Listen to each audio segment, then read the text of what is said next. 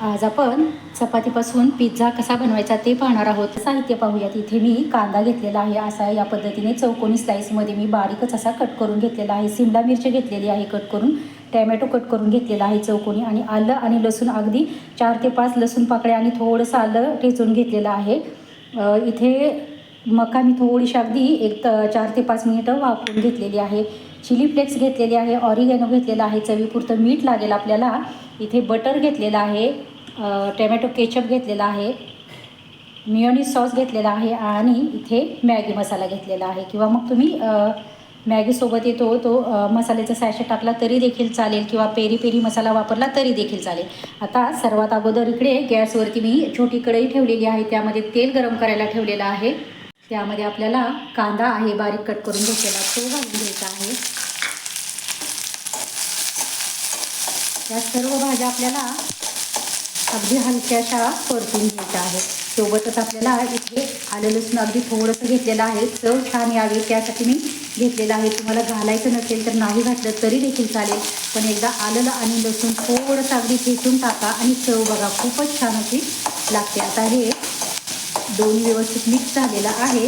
आता त्यामध्ये आपल्याला शिमला मिरची घालून घ्यायची आहे, मिक्स करूयात। सोबतच हे टोमॅटो आहे घेतलेलं ते देखील आपण यामध्ये घालून घ्यायचं आहे। ते व्यवस्थित आपल्याला सर्व मिक्स करून घ्यायचं आहे। त्यामध्ये काही ना काहीतरी मुलांना बनवून देतच असतो, त्यातीलच आज अगदी चपातीपासून होणारा पौष्टिक पदार्थ पिझ्झा मी बनवत आहे। इथे मी चवीपुरतं मीठ घेतलेलं आहे, आवश्यकतेनुसार मीठ घालून घ्या। व्यवस्थित मिक्स करूयात सर्व भाज्या। आता यामध्ये आपल्याला चिली फ्लेक्स घेतलेले आहे ते घालून घ्यायचे आहेत। तुमच्याकडे जर मिक्स हर्ब्स असतील ना तर ते देखील तुम्ही इथे वापरू शकता। पिझ्झा आपण रेडीमेड पिझ्झा घेतो तर त्यावेळेस देखील ते सॅशे मिळतात। इथे मी ऑरिगॅनो घेतलेला आहे ते देखील घालून घेऊयात। मका इथे मी 5 मिनिटं वाफवून घेतलेली होती, त्यामुळे मी सगळ्यात शेवटी घालणार आहे।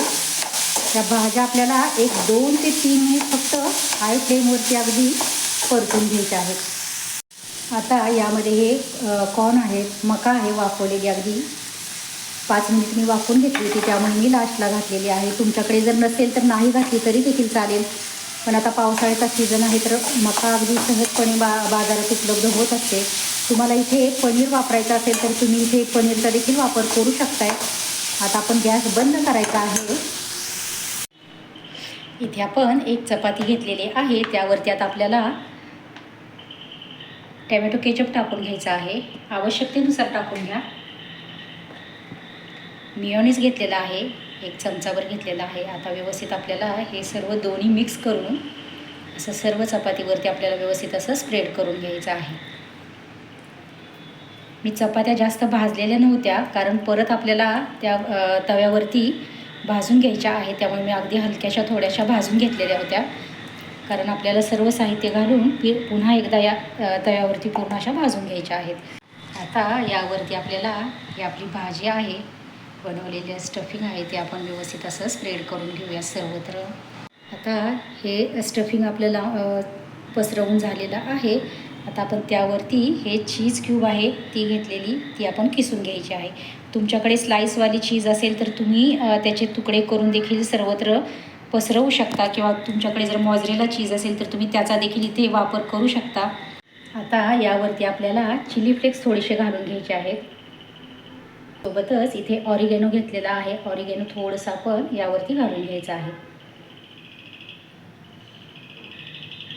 आणि इथे मी मॅजिक मसाला घेतलेला आहे, तो आपण घालून घेऊयात। तुमच्याकडे जर पास्ता मसाला असेल तर तुम्ही तो देखील वापरू शकता, किंवा मग पेरी पेरी मसाला देखील इथे तुम्ही वापर करू शकता। करायला ठेवलेला आहे, त्यामध्ये आपल्याला थोडंसं बटर घालून घ्यायचं आहे। आता मुलांना बनवतोय तर त्यासाठी आपण थोडंसं बटरचा वापर करणार आहोत। इथे तुम्हाला तेल वापरायचं असेल तर तुम्ही तेल देखील वापरू शकताय, किंवा मग तुपाचा वापर करायचा असेल तर तूप देखील वापरू शकताय। आता यावरती आपण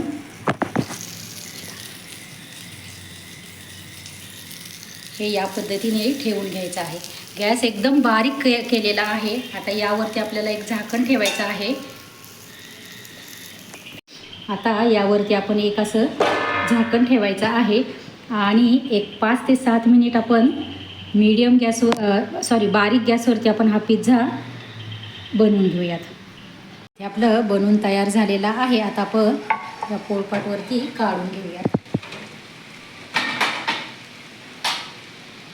याच पद्धतीने मी दुसरा देखील पिझ्झा बनवून घेतलेला आहे. आता आपण हे कट करून घेऊयात. तर मैत्रिणींनो, हे पहा, आता आपला घरगुती पिझ्झा बनवून तयार झालेला आहे. रेसिपी ही अगदी साधी, सोपी आणि उपलब्ध साहित्यातच बनवलेली आहे. आवडली असेल तर नक्कीच व्हिडिओला लाईक करा, शेअर करा, कमेंट करा. चॅनलवरती नवीन असाल, सबस्क्राईब केले नसेल तर नक्कीच चॅनलला सबस्क्राईब करा व शेजारील बेल आयकनही प्रेस करा. धन्यवाद.